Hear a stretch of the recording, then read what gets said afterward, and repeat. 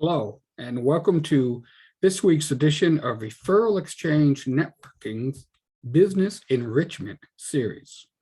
As we know, it isn't always easy to compete with companies that are bigger than you and have greater resources. However, one advantage you can have is you can be smarter than they are. No one can tell us how much we can learn and how much of an expert we can be. That's why education is critical for small businesses, and that's why we at Referral Exchange strive to make you just a little smarter every week. So let's get to it. Now, obviously, all of us are in business to be successful. I even included the word success in my own business name, speaking of success. There's even a magazine entitled Success. We're all striving for it. But how many of us have actually taken the time to define what we mean by it? Are we seeking wealth, power, and prestige? Or are we striving for peace, security, comfort? To make matters worse, many of us allow others to define success for us. Social media is awash with supposedly successful people telling us what success should look like.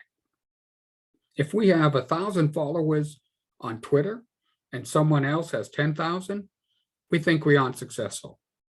If someone makes $500,000 a year and we only make 200,000, we're losers. If my neighbor buys a new car and I can't, I'm tempted to pull into my driveway at night with the lights off so no one sees my inferior vehicle. We so often equate success with money that we ignore everything else. In the grand scheme of things, especially when you factor satisfaction into your definition of success, money starts to drop down on the list. In an article from the Berkeley Wellbeing Institute, the author proposes that your definition of success must be only partially influenced by your business. She submits that success should be defined by all aspects of your well-being.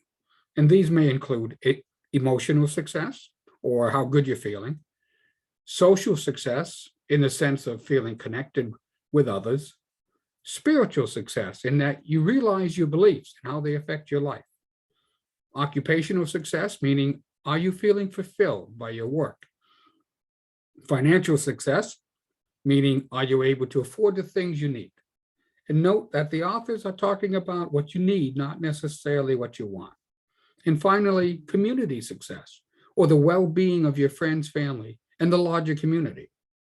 Now, for us to have a complete personal definition of success, we need to ask ourselves some questions, such as, what's my definition of business success?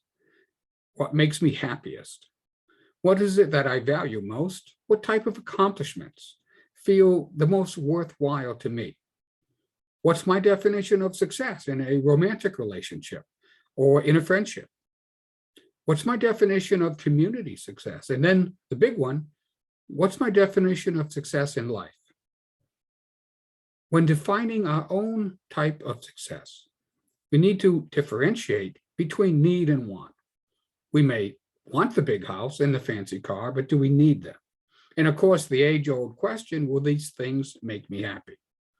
Again, I think it's critical for us to determine if we are allowing our personal definition of success to be defined by the expectations of others. If we keep chasing someone else's dream, we'll never achieve our own. Arthur Ashe, who rose from segregation and racial roadblocks to become the first African-American male to win the US Open, said, "Success is the journey."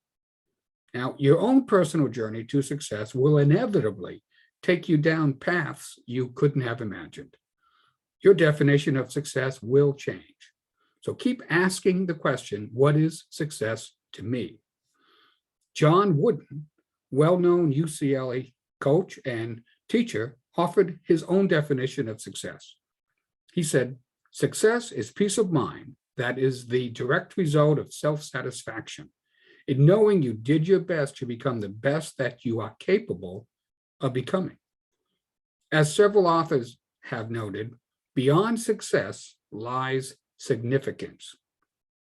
Or as John Maxwell writes in the 21 Irrefutable Laws of Leadership, success is when I add value to myself, but significance is when I add value to others.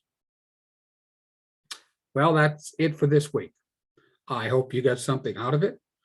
If you'd like to talk about anything you just heard, or you'd like to know how you can grow your business by joining a referral exchange networking chapter, or even how to start your own chapter, reach out to me at raustin@referralexchangenetworking.com. That's exchange with an X. And be sure to subscribe to our YouTube channel by clicking on the subscribe button in the lower right-hand corner of this video.